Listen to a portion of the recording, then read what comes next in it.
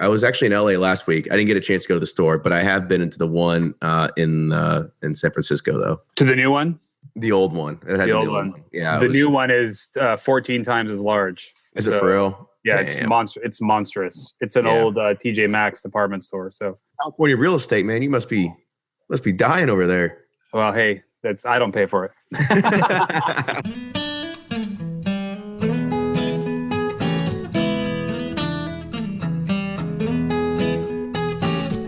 Hey everyone, I hope you had a great Halloween, and if you're watching this right now, you're going to see that I'm looking a little rough because I just got back from trick-or-treating and got my costume off, and now I'm cutting this episode. But there's nothing like strolling down the block with a solo cup full of bourbon while your kids are out collecting all the candy that you end up while they're asleep. But now we're entering the holiday season, so make sure you start taking notes from some of our sponsors if you're thinking about gifts for others or maybe even for yourself. This podcast is going to be one of those that are going to be for the retailers out there who need to try to find an edge in the marketplace. Our guests provide an interesting angle for how they're satisfying the need of a bourbon market that spans greater than their local geography. The key in really all this is technology and making their brand superior and accessible to the masses. As a tech guy myself, I found it incredibly interesting. As for anything else that's going on, the iTunes reviews keep rolling in, and this week's shout out goes to Bobby J. Sullivan, who said, "I have listened to every episode and see the progression in the audio quality from the first with a fireplace background at Buffalo Trace to the new video podcast. However, their passion has never changed and turned it into an excellent content, including interviews with stars of the bourbon world. I have listened to other bourbon podcasts and found none that exceeded the quality and content of information." Thanks, Bobby. And as a reminder, if you're just now joining us, iTunes only presents the past 99 episodes that are available, but you can catch all the early episodes online at bourbonpursuit.com. With that, enjoy this week's episode. Always find what you love at Total Wine & More.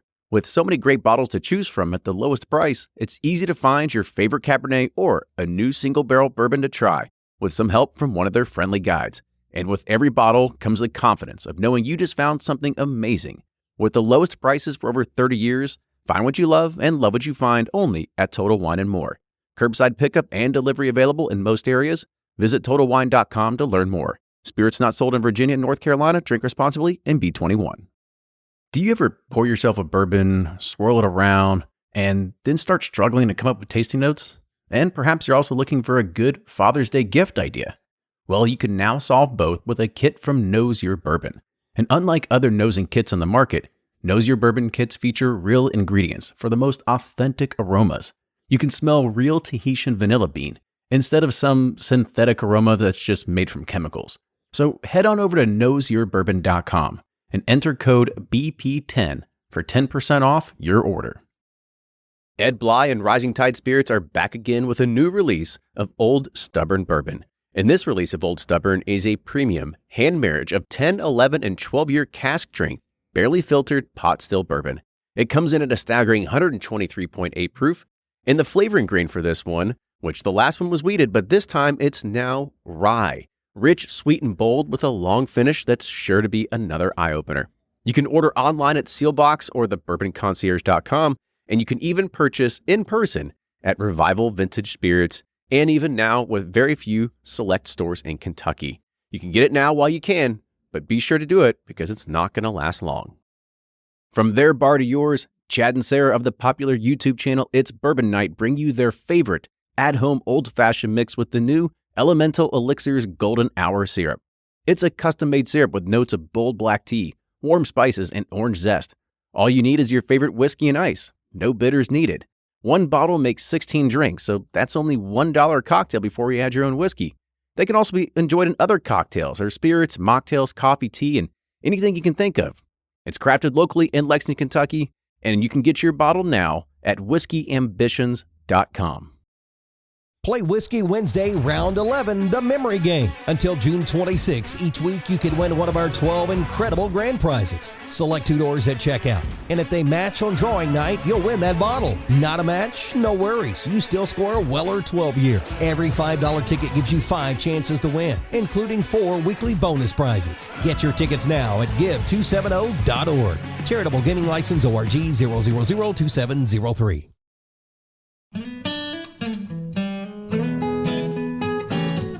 Welcome back to the episode of the Bourbon Pursuit Podcast, the official podcast of bourbon, the #1 podcast of bourbon. Today is a special episode. Kenny here. Ryan's not here. I'm going solo again. But this is always something that I find super interesting as a bourbon consumer, as somebody who has to purchase things, and always wanting to figure out, either where can I find the best deal, where can I acquire different things that I necessarily can't get in my own store. And I put out a few emails, and I wanted to figure out, who could I have on the show that would be able to talk about this? Because there's been a lot of people that put in social suggestions, and they said, let's get some more retailers on the store. And I said, all right, well, I know I'm on a few emailing lists for these different stores, so I'm sure one of these guys would love to come on and talk about, their store, how they run things, the advantages that they have over maybe some other states and everything like that. So with that, I want to introduce the proprietor, the owner, the guy that runs the shop. He said he also cleans the toilets there. Louis Dachis of Ace Spirit. Louis Dachis. Man, see, I'll get it at some point. You got it. of Ace Spirit. So Louis, welcome to the show, man. Thank you very much. Thanks for having me. So first off, tell everybody first, who is Ace Spirits? Where are you guys located? All that sort of good stuff. Yeah. Ace Spirits is a craft beer and whiskey boutique located in Hopkins, Minnesota. We do a huge amount of business online, but we do have a brick and mortar shop. And if you check us out on our Google, you can visit the store on Google. You'll see it's sort of like a library of whiskey. That's what we specialize in. So before we started recording here, you were telling me that you weren't necessarily like always in the whiskey biz or the retailing biz. You're actually doing stuff in show biz. So kind of talk about, your history and what led you to where you're doing today. Oh God, I'm an old guy, so there's a lot of history there. But started out, I went to school for film, live action film, worked in the film industry doing music videos, commercials, quick stints, a little bit of television, art department, which is sets, props, things like that. After the 94 earthquake, I was basically homeless and left the state of California to come back home to Minnesota.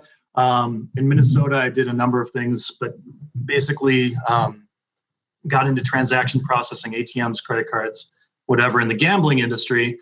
Took the company public, sold the company through a roundabout way, got into the booze business. There was a company that was looking to sell.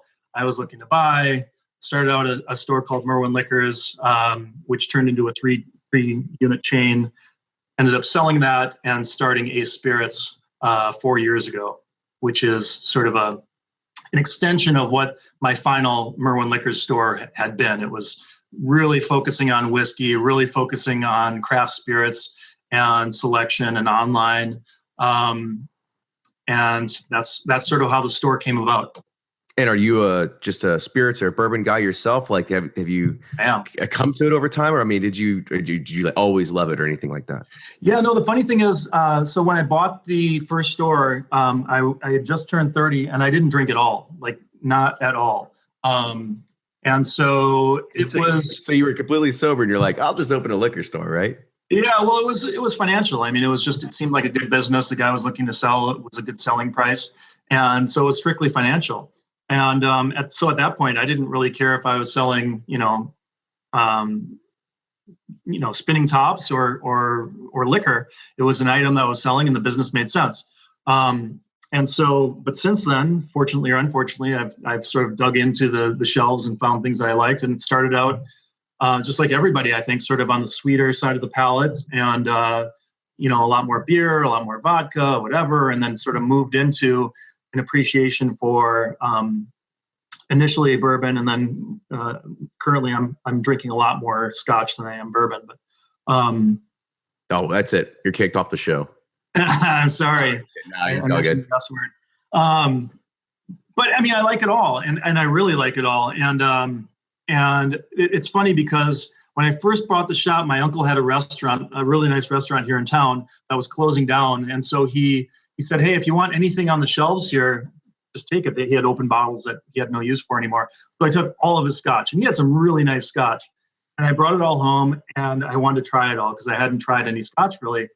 And I thought this stuff was terrible. I just could not. It was the worst thing I'd ever tried. I could not drink it. I had, 18-year-old Macallan and just beautiful whiskeys. And all my friends were like, heck yeah, we'll help you drink this stuff. They all dug into it and loved it. I wanted nothing to do with it. That was when I first started. And then since then, I've come around, obviously, and my whole house is filled with it. I think I probably now you just can't get enough of it, right? It's just everywhere. I mean, fortunately, I'm in the business where people would be concerned, but so yeah, now I drink it. I like it, and not just whiskey, but I love gin. I can't say I love vodka. Vodka is good on occasion. Well, that's Fred Minnick always says it's the tasteless, odorless, and colorless spirit that he hates. So yeah. Well, I don't hate it. It serves a purpose. It's just hard to get excited about. Well, you can always.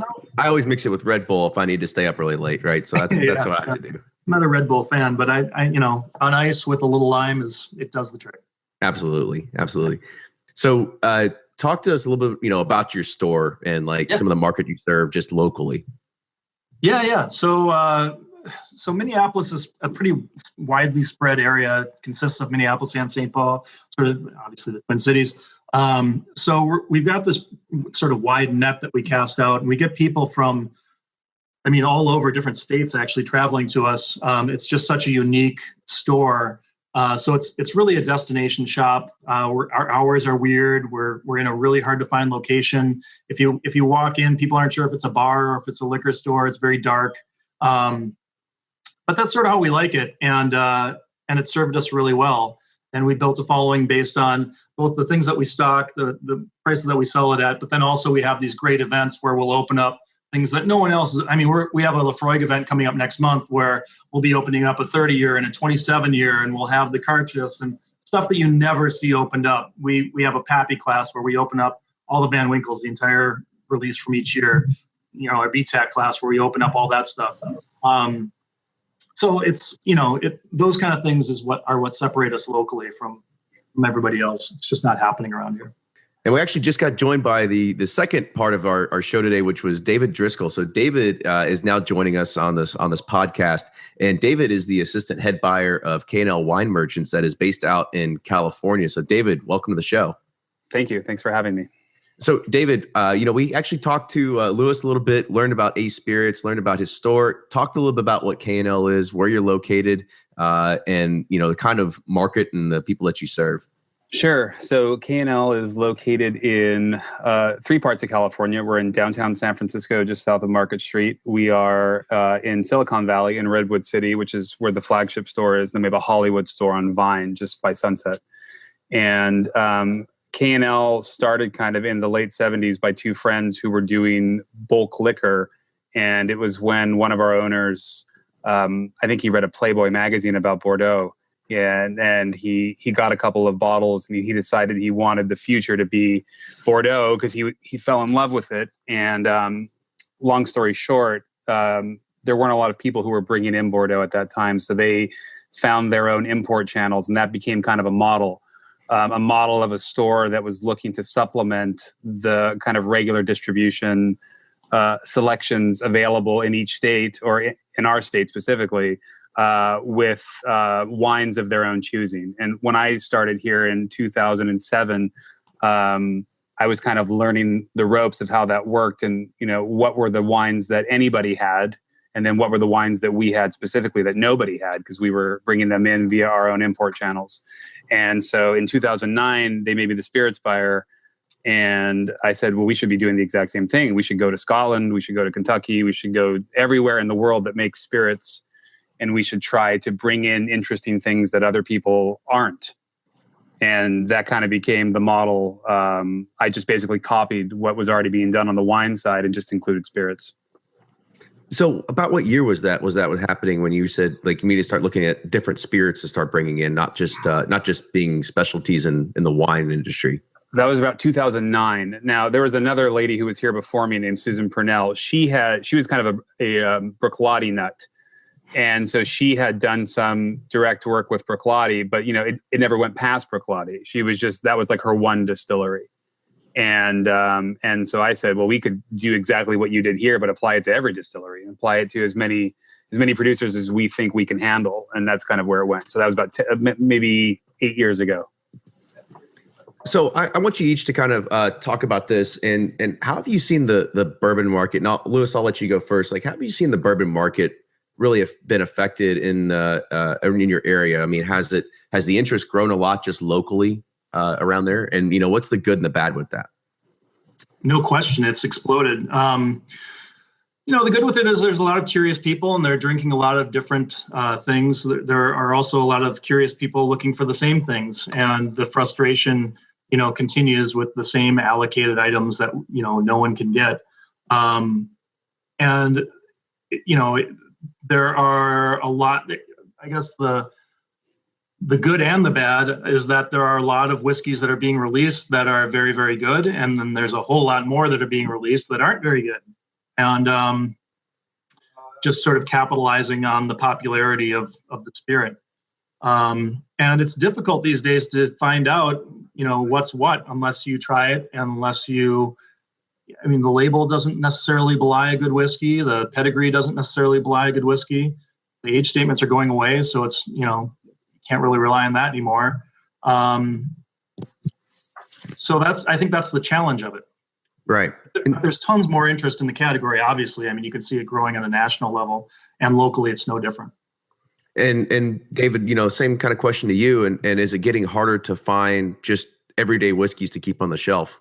Oh, it's funny. I had an email discussion with a customer earlier today about this. There's no real difficulty in finding values because the same values are always there. The problem has to do with how do you expand your customer base when all of your new customers are all looking for the same thing. And you don't have more bottles of Buffalo Trace Antique Collection to sell them. You have fewer. Because not only do you have more customers who want them, you have more retailers who have opened up shop, or you have bars and restaurants who didn't even know what those things were, and now they want their share of the pie. So there's still the exact same amount of bottles that are allocated for California. It's just that now they're being split between 500 retailers instead of 50, which means that my allocation gets cut into a tenth, but yet I have 5 times the amount of people who want a smaller allocation of bottles. And they're telling me that the only way that they're going to continue to frequent my shop is if I can show them that, I can reward their loyalty, so to speak. And it's impossible. There's just no way to do it. There's no way that you can give everybody who wants a bottle of rare whiskey a bottle of rare whiskey. And so you have to find creative ways to provide customer service or show customers that their business is valued, that goes outside of just allocated whiskey. And I guess that's another good question. So, Lewis, have you seen, as David said, not just the retailers or more retailers popping up, but also restaurants being able to take away some of that allocation? Because I know that I've got a lot of family in Ohio. You can see all kinds of people that talk about it on forums, and they say Ohio is a wasteland of bourbon because nothing ever hits retail. Everything goes to the restaurants themselves. Is that something that you see pretty regularly as well? No question. Fortunately, because we're a new company, we're only about 4 years old. I was able to make policies on those items based on my experience in the past. And so we just, if people are asking for these, we have a very clear-cut policy on how to handle these things that doesn't allow for wiggle room and doesn't allow for, it's as fair as I can make it. And we open up bottles and we do things that, to try to get people involved. But yeah, it's exactly what was just talked about. The allocations are less. There's more people looking for it. There's liquor stores that are, hey, I don't even know what this stuff is, but my customers are asking for this. And, sometimes they get it, sometimes they don't. But in the meantime, every once in a while, they'll get a small allocation, and then next year they want it again. And it just gets tougher and tougher. And one thing, David, you had mentioned that you're trying to figure out how do you reward some of those loyal customers that you have there that actually bring foot traffic into your store. Like, so what are you guys experimenting with or thinking about doing of everybody that, because don't get me wrong, like I'm always asking for rare whiskey, right? Because damn you. I'm one of those people. Like, don't get me wrong, I am that person, right? So like, how are you able to help some of those people out, or like, what are you doing to satisfy the greater good, if you will?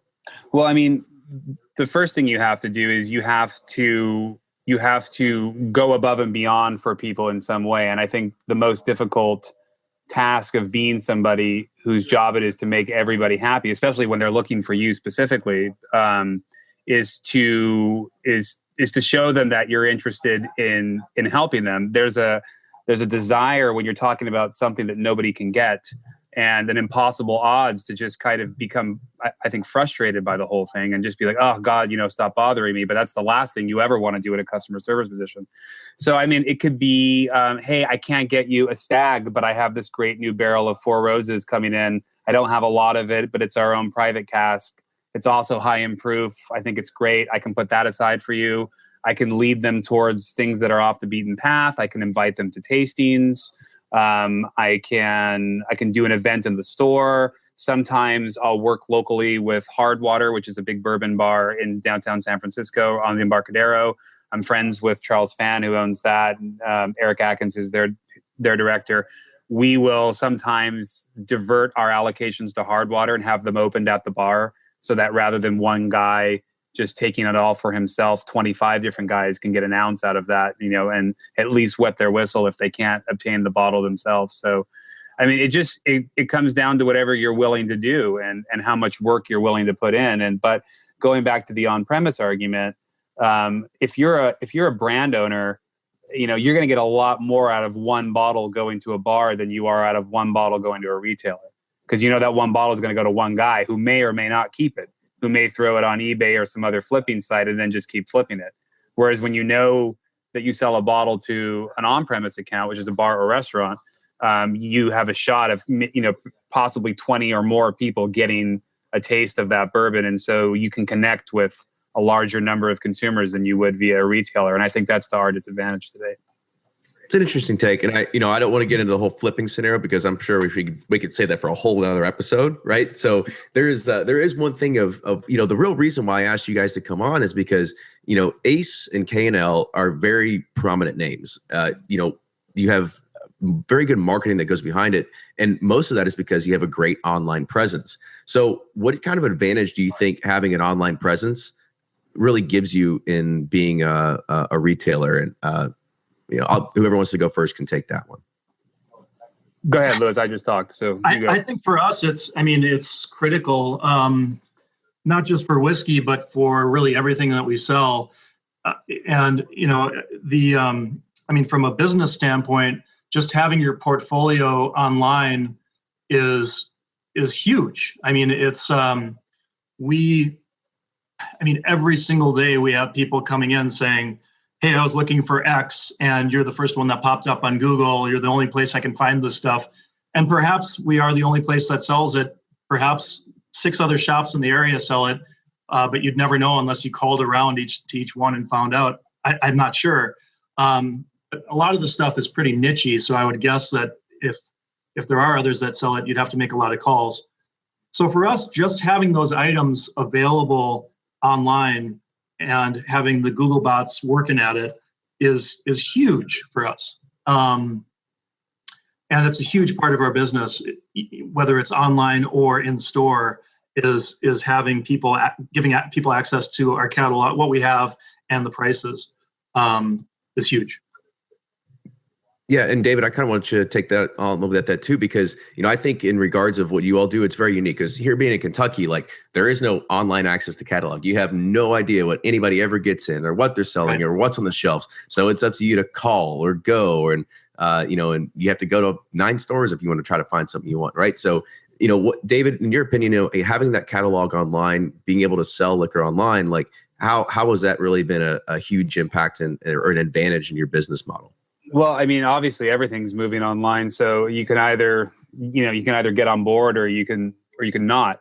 I think it's better to keep all your options on the table. Obviously, our online business is what drives K&L. Our website is, for better or for worse, is the model that a lot of people compare against. So, if people will check our website for pricing, if they're doing business with a distributor, you're going to sell me this much product. Well, what does K&L have it for? K&L has it for this. So, you got to do better. The problem, I have only positive things to say about online business, and I'll just echo what was already said here.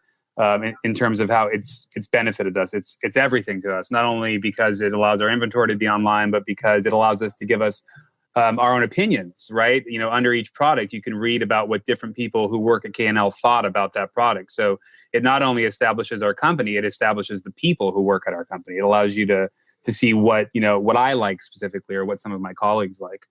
But on top of that, there are boons in terms of public perception. And of course, one of those boons is if you're in the retail business, that all 50 states have different distribution. So all 50 states have different prices. So if somebody says, hey, this guy in New York has this whiskey for, $30 cheaper than you, can you match that? Well, no, I can't. Because he's getting some gray market deal from some shady importer in New York who's obviously gray marketing products in through some other channel that's not going through normal distribution. So there's a lot of educating that needs to be done to the general public who has no desire to necessarily learn these ins and outs of distribution about how things are priced. And then, of course, then there's interstate shipping, which is getting worse. It's getting harder and harder for retailers to ship. So, it's nice to have online pricing and to know what's available, but it also, I think it creates a lot of frustration when I get a phone call probably 10 times a day from somebody saying, hey, I want to get this new whiskey. Okay, great. Okay, well, I'm in Michigan. I was like, well, I'm not shipping you any whiskey because the state of Michigan will not allow me to. Right. So it obviously creates a lot of business, but it also, I think, it frustrates a lot of people with its barriers. Absolutely. And so, on the flip side of that, shipping is it's tough because it is between state to state. There are rules to say like who you can ship to and who you can't ship to. However, how has shipping changed your business model in being able to reach a greater consumer, a greater audience that's out there? Sorry, I'll just touch on this quickly. For K&L, it's everything, especially in state. Out of state is trickier, but if you can reach a customer who lives 100 miles away from you, I mean, it's huge, obviously. Yeah, and the same is true for us. We, our model is based on shipping. So. Yeah, so I mean that's definitely how you can get, especially when you have a well-known name to it and you're able to get it out and get to more hands. Then I think that also it makes a more prominent name for yourself. It's almost like free advertising, if you will, if you're able to just get your name across the country versus some no-name store that's maybe in the middle of Atlanta or anywhere else, right? So it's definitely hard to be able to do that. So it's hardly free advertising, but it is advertising. Okay, yeah, it's true. Fees. Yeah. So, we actually, before we started talking about this, Lewis and I were talking about barrel picks, right? He's getting ready to do a maker's pick. He's done plenty of knob picks. I know K&L has done lots of picks. He's done lots of things, Weller 107, all those kind of things before. So the one thing that I want to kind of talk about this is, do you see some of these barrel picks like making its way out of your store and out of state? And do you think, how's that helping business at all? I mean, you're going to live and die by the barrel pick at some point. The problem with barrel picks, everything is great about barrel picks. We already know all the positive things. It's a way for people to try things outside the normal, the off the beaten path, things that are cast strength, things that they normally wouldn't get to try, various recipes of Four Roses, blah, blah, blah. The problem with barrel picks is that you, I think, create a consumer that only wants barrel picks. And then you lose kind of track of the norm. I think that's the biggest challenge that the spirits industry is going to face over the next 5 to 10 years, is that they've been convincing everybody to spend the extra money on the limited edition or the single barrel or the rare pick or the one-time only pick or the once-in-a-lifetime whiskey. What does that do for Four Roses Yellow Label? What does that do for regular Buffalo Trace? What does that do for, Jim Beam White Label?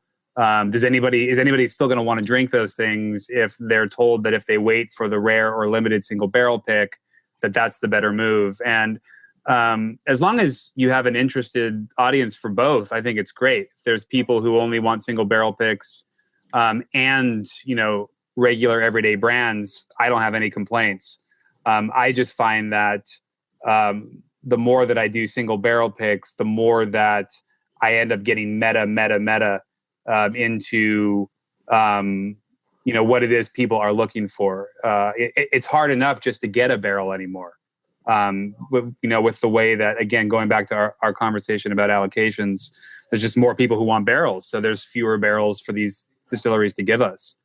In fact, they're shutting down the programs in many cases. Right. It's just too much to manage. So it's almost a victim of its own success, as Lewis was just kind of pointing out.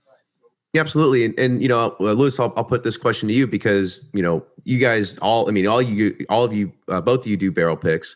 And don't get me wrong, like stuff's always going to trickle out and it's going to make itself out of state. People are going to get their hands on them.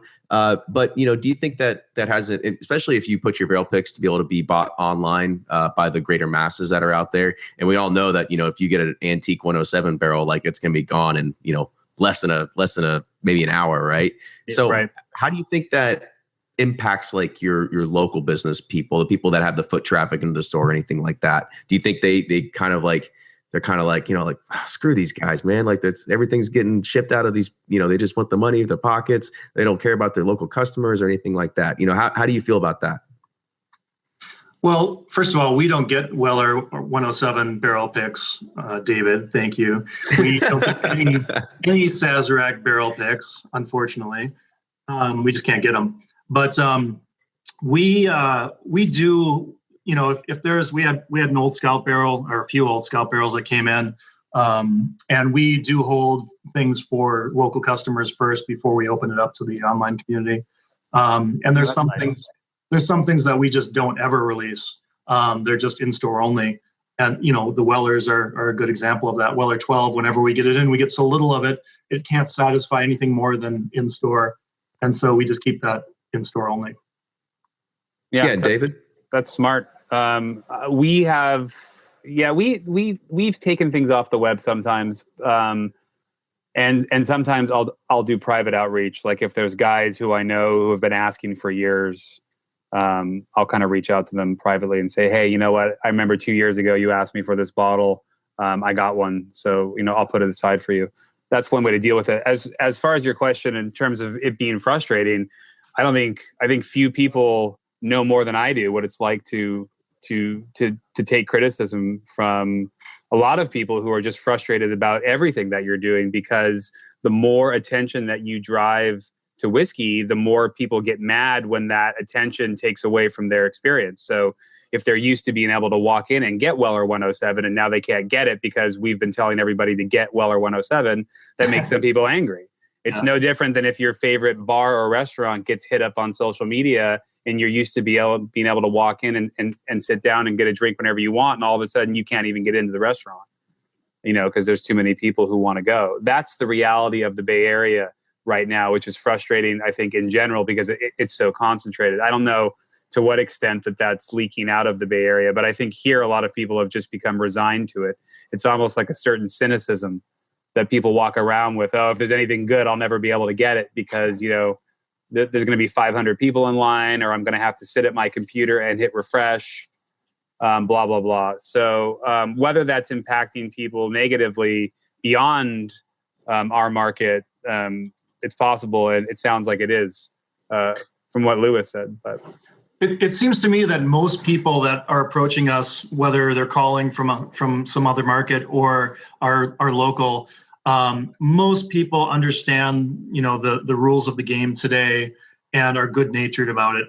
On occasion, you get some ornery, unhappy people that, are probably just unhappy generally, that you just can't make happy. But for the most part, people get it. They call, they're looking for a long shot. You say, hey, I just, this is how we handle it. They understand. On occasion, we get an angry email or an angry call, but for the most part, people are pretty good-natured about it. I would say that's 100% true, especially over the last few years. I mean, in 2012, it was like people were losing their minds. Yeah, no question. Yeah. In 2017, I think people have become resigned to the reality of the market. Right.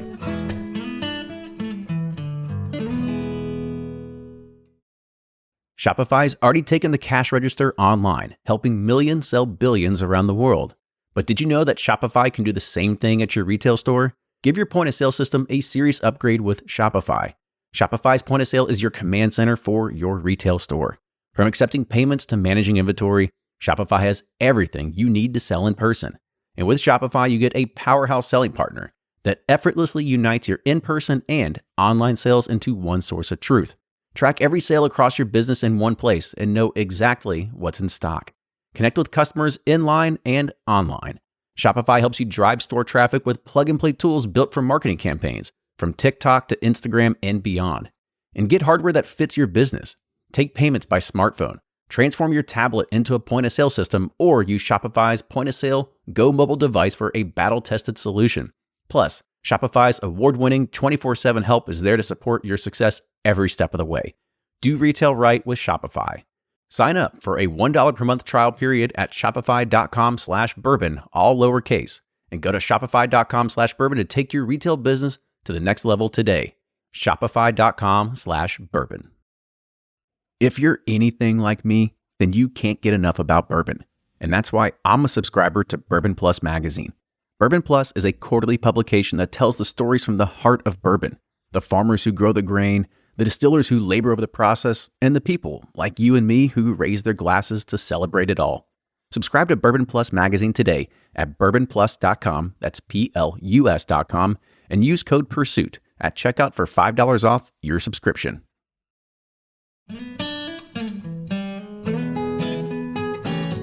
In 2017, I think people have become resigned to the reality of the market. Right. So one of the things that's always intrigued me, we like just having the online and the volume and being able to do that, around here, it's pretty typical that a lot of small business owners, they want to reward their customers that bring in the foot traffic. And now that you guys have the advantage of being able to have an online inventory and being able to ship to certain states, depending on that, are you thinking of different ways of saying like, oh, maybe we can start rewarding people that are buying consistently from us online or something like that as well? I'm not. we don't do. I mean, my business model is pretty straightforward. I'm not looking to dominate the world. We just try to put out a good product at a good price, and I try to eliminate as many special circumstances as I can. So if someone's calling me up and asking me for a favor, I'm usually going to say no. And the only reason that is because as I do that for more and more people know that I'll make an exception for them, and I'll get more and more calls like that. And I don't want to deal with that. As much as I like them, as great of a customer as they've been, there's people that will say, hey, I've spent $3,000 with you this year. Well, there's a guy that spent $10,000 and a guy that spent $50,000. And so if you follow that logic, it's not going to be a good outcome for you. And so I don't, even for the guy that spends $50,000 a year, I'm not going to slip him a bottle on the side. I'm going to play it the same with everybody. But like David was saying, make them aware of things that are coming in and give them service in other ways. But I find that with a very strict set of rules, there's no questioning whether I'm playing favorites to one group or another. There's a lot of people take a lot of umbrage to, hey, I'm the little guy. I don't spend $1 million with you every year, but I want to get the same access to the stuff as other people. And I believe in that democratic way. Call me crazy. There you go. Democratic, right? What about you, David?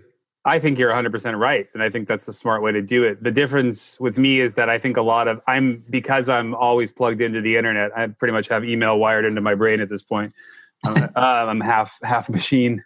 Your new game's just Bionic David, right? So. Yeah, well, I mean, I'm getting, like, even as I'm sitting here, I'm looking at my inbox, and in the time that we've been talking, I've had 75 new emails come into my email. So, I mean, it just doesn't end, and which is fine. I enjoy it, and I enjoy kind of helping people and making people happy. That's definitely what I get out of this. But I agree that to create a policy where you're just hooking people up who spend the most money doesn't make any sense. At the same time, it doesn't make any sense to not do something nice for people who spend a lot of money. So you have to do something. But I don't believe that giving away all your best stuff to the people who spend the most money is going to do anything for your business model over time. Generally, people who spend a lot of money are, they're living pretty high on the hog as it is, and they don't need that bottle of Pappy to kind of soothe their ego. Whereas the guy who I know buys a lot of, just buys a lot of everyday bottles, if I give him a bottle of Pappy, he'll probably be over the moon about it. He'll tell all of his friends. He'll give me a big hug. He'll probably open it that night with his buddies, and he'll probably text me a photo of it to show me how much fun he's having. And that's equally as rewarding, especially when you're talking about building a customer base of people who want to feel involved. Because most people just want to feel like they're a part of the team, regardless of how much they're spending. And if you can include everybody, I think that's the best possible outcome.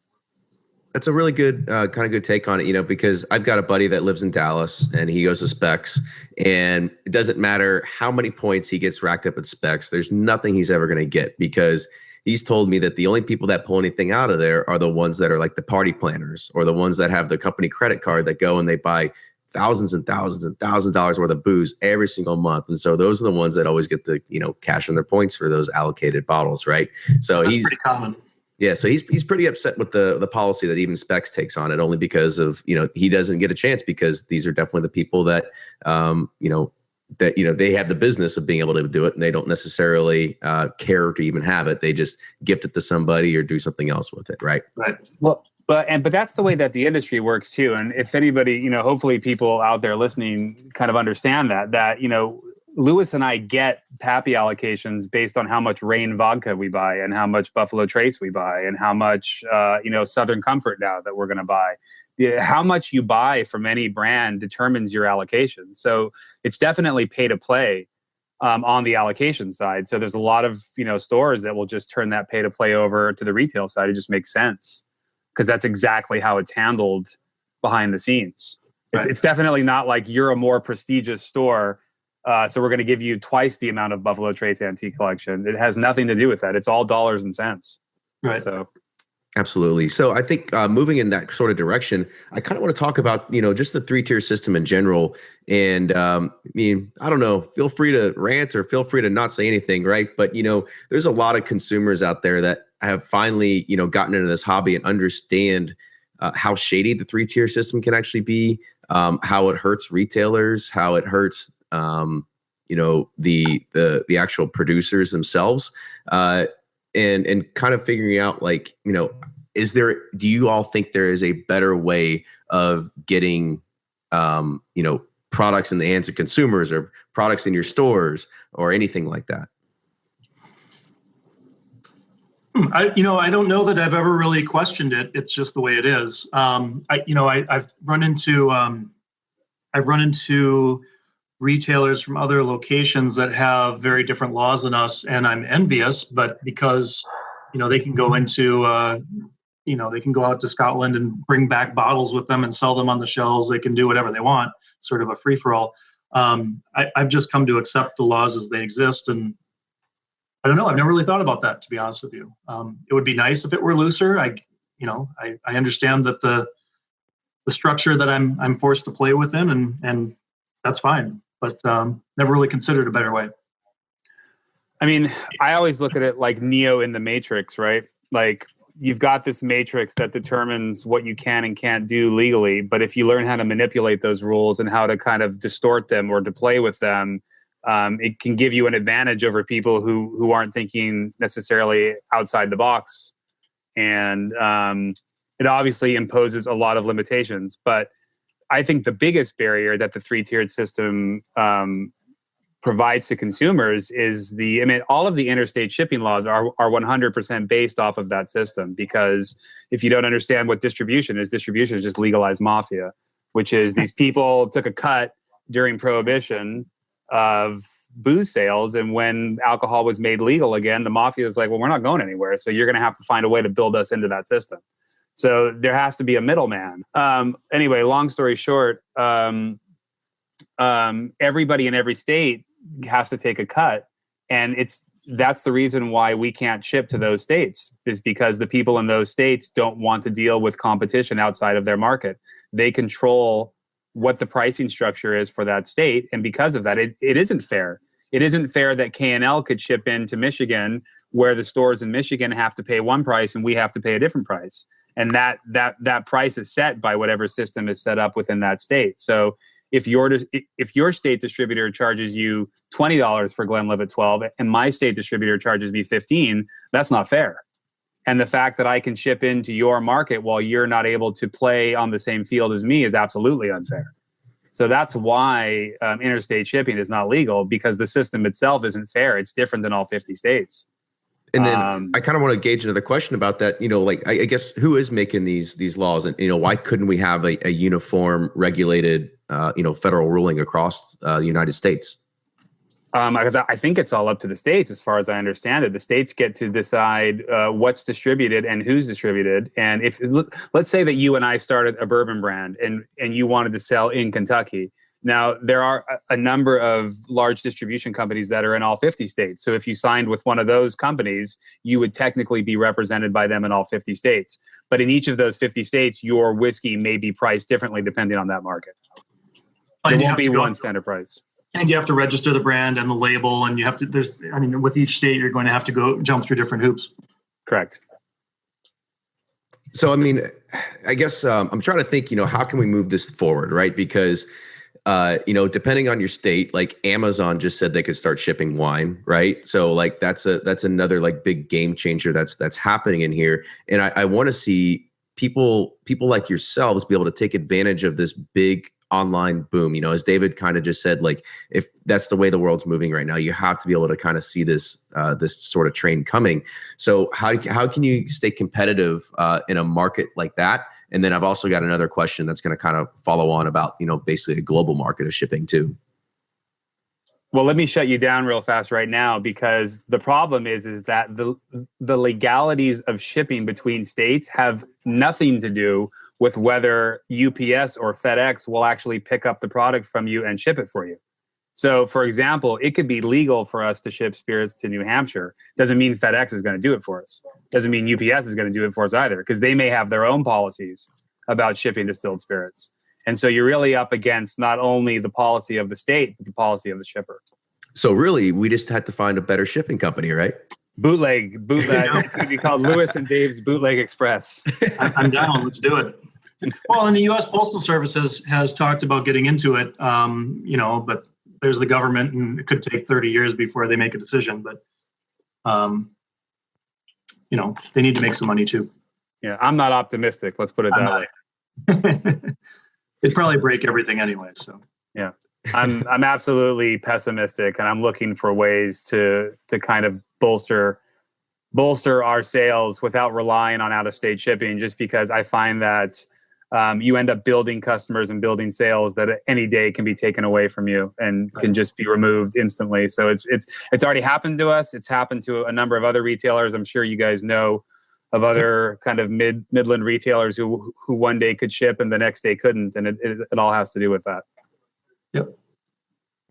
And then, so this kind of goes in, this is actually a question that somebody else asked. And, this kind of goes into, thinking across the, just outside the US. We're talking global borders here, because he said an example, a malt like Springbank 21, 700 ml, a Masters of Malt retails around 220-ish. Even if I bought that one bottle, paid $40 for shipping on the one bottle, it's actually still cheaper than purchasing the 750 ml US version for almost $400. So it's almost like you have this other kind of global demand that if people are smart enough, they could get around it and they wouldn't actually have to shop at your store. So it's another kind of thing where I think the laws and the three-tier system are kind of putting you all at a big disadvantage as well. Yeah, that's true. The problem is that shipping that 700 milliliter bottle in from the UK is absolutely illegal.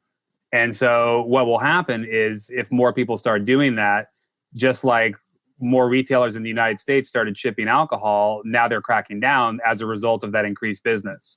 So if all of a sudden thousands of people start buying wine from overseas and shipping in 700 milliliter bottles, expect that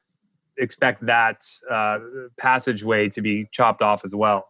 So basically, the more people you tell about this, the more likely that it's going to come to an end sooner. All right, never mind. This is getting cut out. No, I'm just kidding. I honestly had no idea that was actually illegal, because you can go to their website and you can say, yeah, ship to US. I'll ship it to Indiana and I can have it delivered to this address. Fine, no problem, right? Absolutely. Go for it. You can buy switchblades online too. Yeah, you cannot send 700 milliliter bottles into the United States. Yeah, and you can't ship spirits internationally either. I mean, again, this is about what you can get away with and what's legal, and there's a lot of haziness. So we talked a lot of gray area here. Let's talk about future pastures, and I'll put it to you first, Lewis. In an ideal world, and so you could sell more volume online. Like, what is your ideal of how you want to see things change? Whether we can get somebody to sit there and filibuster in front of the Senate for you or whatever it is, right? So like, what can we do to make something that really is able to help bring you even to a wider audience, or do whatever it is to help your business succeed and grow? Well, I don't know that you could do anything really. For us, it's an organic word of mouth thing.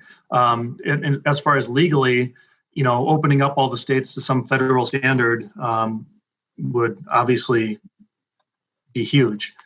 I don't know what any individual or any group of individuals could do to really change things, because you have the liquor lobbies in each state that are fighting to keep things the way they are or to restrict them further. From my end, I would say, again, I'm kind of with Lewis here. The only thing that would necessarily open up the market would be to kind of tear down interstate laws. But I don't think people understand what they're up against here. It's not even just the interstate, there's nothing that can be done on the federal level other than like sweeping legislation that will never happen, because it's not in anybody's interest to do that. There's literally, the only interest it's in is in maybe the interest of the consumer. And it's not in the interest of anybody who's working in the industry to open up markets that are basically monopolized by people who have been, monopolizing them for years. So again, I'm not optimistic. I would just say that it's nice to have travel destinations. And I think that, I know for K&L, I'm definitely trying to make us a travel destination for people that are visiting San Francisco, people that are visiting Los Angeles, people that are visiting Silicon Valley. Just if anybody goes to Kentucky, they're going to bring a couple bottles back in their suitcase. And I'm hoping that the people who come to visit the Bay Area and Los Angeles will do the same thing with us. So, I mean, I guess you guys kind of look at it as, maybe even just only being able to ship to a few states is actually more beneficial than anything, because not only that, I mean, it would actually open the market up to a lot more competition than if that was something that was, across blanket 50 states and anybody could ship anywhere. Then you're kind of competing with every liquor store in the country that could get in, the top 5 search results inside of Google. Right. The limited competition is definitely, I mean, we're a tiny little wart on the overall industries, but we don't do, we're a tiny little shop. So the impact that we have globally is pretty minuscule. Now, if you multiply that out by, I don't know how many off sailors we have in Minnesota, and then multiply that out by the number of states, it's huge. Fortunately, most people in this industry don't really have technological ability. They're very old school in their style. So it's not something I'm terribly concerned about, but. So, I mean, you would be concerned about if all of a sudden that people actually started bringing more of their inventory online and started figuring that out. Yeah. But based on what I've seen to date anyway, the people that I talk to really don't know how to do that.